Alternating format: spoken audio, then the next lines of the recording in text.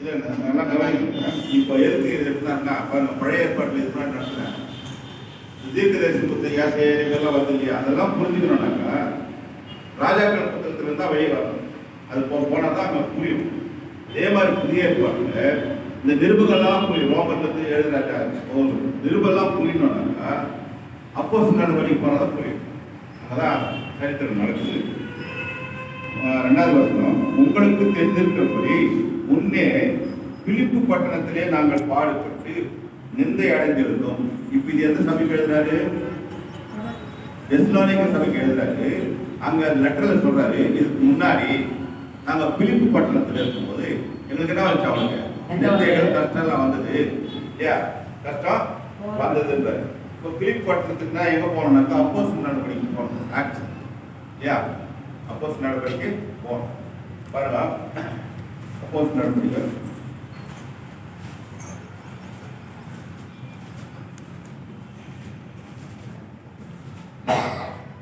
16ஆம் அதிகாரம். அப்போஸ்தலர் காரியங்கள் அப்போஸ்தலர் காரியம். அதுல வந்து 16ஆம் அதிகாரத்துக்கு தான் பவுல் அப்போஸ்தலர் ஊழியர் போறாரு. அதுக்கு முன்னாடி நான் சொல்றேன் பாருங்க. பவுல் அப்போஸ்தலர் வந்து பல மைல் தூரம் போய் ஊழியம் பண்ணிக்கிறார். நம்ம இந்த டிஸ்டன்ஸ் இல்லை, கிட்டத்தட்ட 4000 மைலுக்கு மேல் பண்ணியிருக்காரு. ஒரு பட்டணத்துல இருந்து இன்னொரு பட்டணத்துக்கு போனாலும் செலவாகும். நம்ம இங்கிருந்து வந்தாலும் ஆட்டோ காசா. இதே மாதிரி 4 மீட்டிங்க்கு வர சொன்ன வரமாட்டோம். இன்னைக்கே 4 மீட்டிங் என்ன பண்ணுவான், போயிட்டு வருமா, வரமாட்டோம். ஆனா பவுல் வந்து எந்த ஆதாயத்துக்காக என்ன பண்றாரு, உபதேசிக்கல. ஆனா அவருக்கு பணம் எப்படி வந்தது? யாரும் கப்பலெல்லாம் கப்பலில் போகும்போது கப்பலுக்கெல்லாம் காசு கொடுக்கணும். அந்த அதிகாரத்தில் படிச்சு பார்க்கும்போது இவருடைய பிரசங்கத்தை கேட்டு அநேக கனம் பொருந்தியவர்களெல்லாம் என்ன பண்ணிக்கிறாங்க, யூதர்கள் மாறி இருக்கிறாங்க. அப்போ அவங்களாம் என்ன பண்றாங்க, அவங்க ஊழியம் பண்றாங்க. இயேசு கிறிஸ்து இருக்கும்போது கூட லூக்கா 8ஆம் அதிகாரம் இருக்குங்க. லூக்கா 8ஆம் அதிகாரம்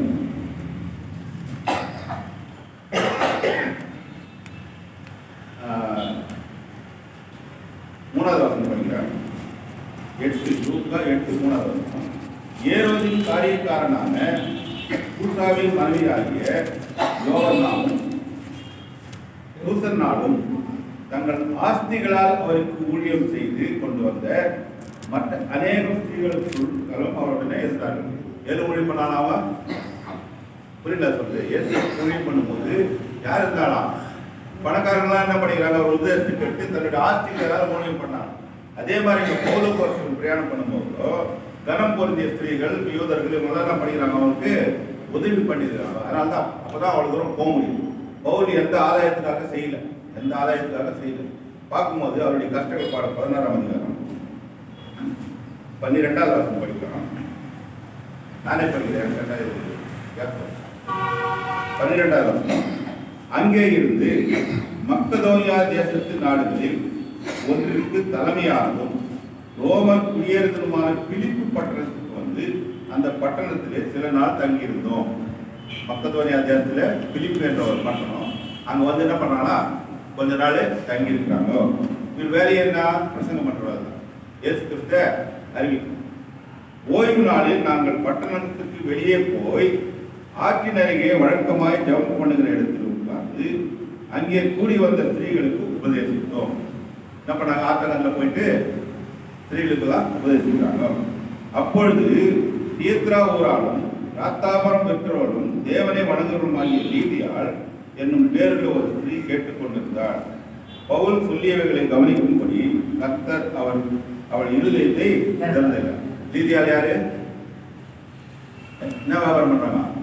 ராத்தாபரம் வியாபாரம் பண்றாங்க. யாரு? பணக்காரர் இல்லையா? அந்த பவுலுடைய வசனத்தெல்லாம் கேட்கும்போது கர்த்தர் லீதியாளுடைய இருதயத்தை திறந்தார்.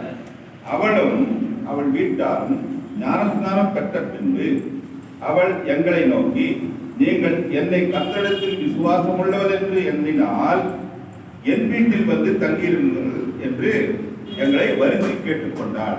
இப்ப என்ன பண்ணாங்க, பவுலு சில்வானா தீமோத்தேயு என்ன பண்ணாங்க, லீதியாள் வீட்டுக்கு போறாங்க. போன பிறகு அவங்க ஒரு ஊழியம் பண்றாங்க.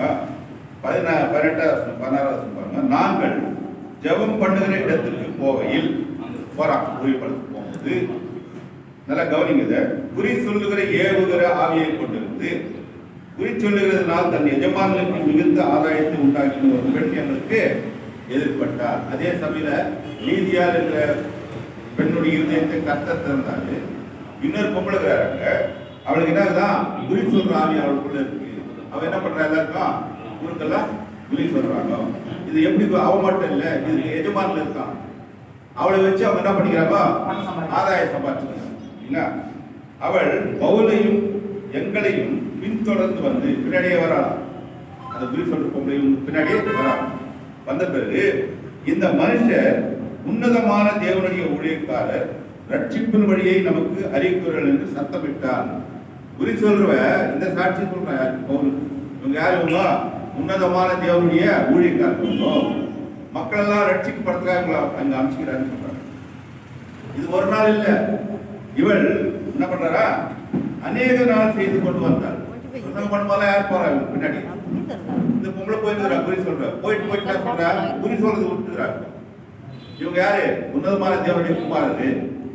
இவங்க என்ன பண்றாங்க, ரட்சிப்பை சுவிசேஷமா அறிவித்து வந்துக்கிறாங்க சொல்லி இருக்கும்போது பவுல் பாக்குறாரு இல்லையா, இப்படி அநேக நாள் செய்து கொண்டு வந்தால் பவுல் சினம் கொண்டு, பவுலுக்கு ரொம்ப கோபம் சினம் கொண்டு திரும்பி பார்த்து, நீ இவளை விட்டு புறப்பட்டு போகும்படி இயேசு கிறிஸ்துவின் நாமத்தினாலே உனக்கு கட்டளையிடுறேன் என்று அந்த ஆவியோடு சொன்னார்.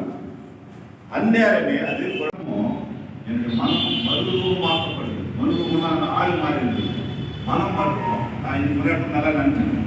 என்னன்னா சில பிரச்சனைலாம் பார்க்கும்போது இருப்பார், என்ன இப்படி பண்ணுறேன் நான் இப்போ நினைக்கிறேன். ஏன்னு கேட்டால், இப்போ நான் ஒரு 10ஆம் கிளாஸ் பாடத்தை நடத்துனுக்கிறேன், ஒரு 5ஆம் கிளாஸ் பாடத்தை நடத்துனுக்கிறேன். அது அவர் தான் நடத்துவார், அவருக்கு தெரியாது எனக்கு. அப்போ ஒரு நாள் நான் திட்ட முடியுமா? 5ஆம் கிளாஸ் பையன் தேவை. ஆனால் அவர் அதே நேரத்தில் எல்லாரையும் 5ஆம் கிளாஸில் வச்சுருக்காரு இல்லையா, பாஸ் பண்ணிட்டு என்ன பண்ணணும். அதனால் இந்த அந்த ரூபத்துக்கு வரும்போது என் மனம் மறுரூபமாகும்போது எல்லாரையும் நேசிக்க சொல்லுது.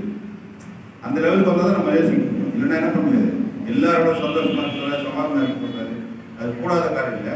மனம் மறுரூபமாகும்போது நான் என்ன பண்ணுறேன், தேவனுக்கு இசைன்னு இருக்கிறேன். அப்போ தேவனோடு உறவு வேணும்னாக்கா வேத புத்தகத்தை நம்ம என்ன பண்ணோமா, ஆராய்ந்து படிக்கணும். ஆராய்ந்து படிக்கும்போது என்னுடைய குணங்கள் மாற்றப்படுகிறது. நற்புணர்ச்சி மாற்றப்படும் போது நான் யாராக இருப்பேன், மற்றவர்களுக்கு உதாரணமாக இருக்கிறேன். இருளாக இருக்கிற இந்த உலகத்தில் வெளிச்சமாக நினைச்சிருக்கிறேன். அந்த வெளிச்சத்துக்குள்ள பிரகாசித்தாதான் என்ன பண்ண முடியும், அவங்க அந்த வெளிச்சத்துக்குள்ள முடியும். வெறும் டார்ச் லைட் வச்சு இல்லை, ஆன் பண்ணணும். அப்போதான் வெளிச்சம், அப்போதான் தெரியும். அது அவங்களுக்கு கூட இங்கே வெளிச்சம் இருக்குன்னு தெரியும். வெறும் டார்ச் லைட் இருந்தால் என்ன சொல்லுவாங்க, அது செல்லையில் டார்ச் லைட் நினைச்சுக்கோங்க. புரியுதா? நான் பிரகாசிக்கிற அழைச்சிக்கிறாரு, பாத்திரம் அழைச்சிக்கிறாரு, என் பரிசுத்தத்துக்கு அழைச்சிக்கிறாரு, என்னுடைய ஒளி மக்களுக்கு பிரகாசிக்கிறாரு. தசராணிக்கப்பட்டது எழுதும்போது அவங்களுக்கு மட்டும் இல்லை, எல்லாருக்கும் எழுதப்பட்டது. ஒவ்வொரு இது எல்லாரும் பார்ப்போம். குழந்தைகளை பார்க்கும் 1:1 1:13 பார்ப்போம். அந்த ஒன்று கூட நம்மளால் என்ன பண்ண முடியும், அது நம்மளால் நடக்க முடியல. நகரத்திய சைக்கிள் என்ன பண்ணுறோம், சைக்கிள் முடியலனாக்கா அந்த ஏவல் உள்ள போகிறேன்னா எனக்கு புரியல. கொஞ்சம் சின்ன இடம் சைக்கிள் முடியும். அப்படி எப்படி சகிக்கிறோன்னா, உதாரணம் பார்க்கும்போது சின்ன பசங்க தப்பு பண்ணலாம், பொருள் நல்ல பொருளுக்கு கீழே போட்டு வச்சுட்டா என்ன பண்ண முடியும், பையன் உடச்சிடுவான், யார் போட்டாலும் உடையும். இது ஒரு பெரிய ஆள் வச்சுட்டு என்ன பண்ணுவோம். அப்போ இந்த சகிப்புத்தன்மை அங்கே வரமாட்டேங்குது. அப்போ காரணம் எனக்குள்ள தேவ அன்பு இருந்தாங்க, அதுக்கு இல்லை முக்கியத்துவம், அன்பு முக்கியம். ஏன்னு கேட்டால் இந்த குழந்தையும் தேவநாசி அந்த பெரிய ஆளும் தேவநாசி கொஞ்ச நாள் பற்றி என்ன பண்ணுறது, சீசனெல்லாம் சுற்றிருக்காங்க. ஹீரோ மாதிரி எழுதுங்க என்ன சொல்றாரு, மறுபடியும் அந்த பட்டத்துக்கு போறாங்க. 14ஆம் அதிகாரம் மறுபடியும் அந்த பட்டத்துக்கு போறாங்க இல்லையா. அவர் அப்போ என்னன்னா எல்லாவற்றையும் தேவனுடைய மகிமைக்காக செஞ்சார். அப்போ பவுல் செஞ்சதெல்லாம் யாருக்காக, நமக்கு திருஷ்டாந்தமா வச்சுக்கிறார், நமக்கு உதாரணமா வச்சுக்கிறார். நம்ம எந்த காலத்துலையும் நம்ம என்ன பண்ணோம்னா வேதத்தை ஆராய்ந்து படிக்கணும் தான் நற்புறசாலியாக இருக்கும் இல்லைங்களா? சில நேரம் பண்ணுறது ஆரம்பம் பார்த்தோம்னா புரியாது. ஒரு நாள் என்ன சொன்னால் அதுக்காக நான் இந்த செகண்ட் ஸ்டாண்டர்ட் மீட்டிங் எல்லாம் யோசனை பண்ணிட்டுனா அவங்களுக்கு மட்டும் இல்லை இதெல்லாம் நான் எடுத்தால் 2 மாதம் தயாரிடும் வேதம் புரியும். ஏன் பசப்பார அந்த பசங்க இருக்கிறது என்ன பண்ணுமா வேதம் புரியல என்ன பண்ண மாட்டோம், படிக்க மாட்டோம், அதுக்கிட்ட போகிறது நம்ம இப்படியே காலங்கள் போயிடுச்சுனாக்கா பின்வரும் சந்ததிக்கும் அப்படிதான் இருக்கும். அதனால் இந்த இதுக்கு ஒரு பிளானெல்லாம் வச்சுட்டு நிறைய சப்ஜெக்ட் எழுதி வச்சுக்கிறேன். எழுதும் போது வேதத்தை புரிஞ்சினாக்கா ஈஸியாக இருக்கும் படிக்கிறது. புரியல சமையல் வந்து சில பொருளெல்லாம் தெரிஞ்சு வச்சுனா விதவிதமான சமையல் பண்ணுறதுக்கு ஈஸியாக இருக்கும். பொருளே தெரிஞ்சுதான் பண்ணணும் தெரியும். ஆனால் என்னென்ன வச்சுக்கிறாங்க நிற்கிறாங்க ஐயா. அப்போ தெரிஞ்சவர்கள் என்ன பண்ணுறாங்க டேஸ்டாக செய்கிறாங்க. ஏதாவது என்ன பண்ண மாட்டாங்க அது என்னன்னு தெரியல, எதுக்கு யூஸ் பண்ணான்னு தெரியல. அதுக்கு இந்த காலத்தில் யூடியூபர்ஸ் எல்லாம் இருக்குங்க. அதனால் டெஸ்டாக் இந்த நிருபங்கள் எல்லாம் படிக்கணும்னாக்கா அப்போஸ் நடவடிக்கை தான் இருக்குது. அஸ்திபாரம் அது யாரும் படிக்கிறதே இல்லை. யாரும் படிக்கிறது லூக்காக எழுதுறாங்க. படிக்காததுனால நமக்கு என்ன பண்ண மாட்டேன் புரிய மாட்டேன். அப்படி புரியலனாக்கா புரிஞ்சது என்ன பண்ணால் தெரியும். கொஞ்சம் ஒரு பாயிண்ட் தெரிஞ்சுட்டாக்க அப்புறம் படிக்க புரியல. டெஸ்டாக் சமைக்க எப்படி இருந்தாரு பிரிப்பட்டத்தில் நிர்ணயம் தெஸ்லோனிக்கே பட்டணம் நடந்ததையும் அப்புறம் பெரிய பட்டணம் எப்படி வந்தாங்க அதெல்லாம் எழுதி தான் தெஸ்லோனிக்கே பண்ணுறது. இவ்வளோ நாங்கள் பாடுபட்டு சுவிசேஷத்தை அறிவிக்கிறோம். ஆவியில் எதுக்கு அறிவிக்கிறோம்னா பாத்திரம் இல்லாதவங்க பாத்திரராக்கிறதுக்கு தான் தேவை வராது. நாங்கள் எல்லாரும் ரட்சிக்கப்படணும்னா அவருக்கு ஆசை. அப்போ எல்லாரும் ரட்சிக்கப்பட்ட போது அவர் என்ன பண்ணுறாரா பரிசுத்தமாக எல்லாம் நம்ம முயற்சி அல்ல, எல்லாம் அவசியம். நம்ம விசுவாசி எல்லாரும் என்ன பண்ணுறோம் ரட்சிக்கப்பட்ட பிறகு